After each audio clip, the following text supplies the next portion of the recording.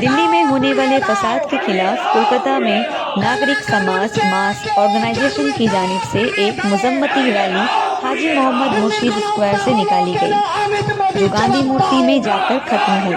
इस रैली में अमित शाह और मोदी के खिलाफ नारे लगाए गए और इत्तेफाक का मुतालबा किया गया। इकरा उर्दू न्यूज़।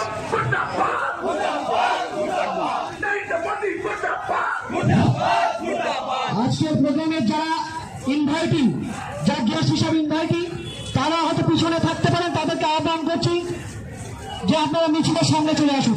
যদি কোনো গেস্ট বন্ধু পিছনে থেকে থাকেন আপনারা সামনে চলে আসুন।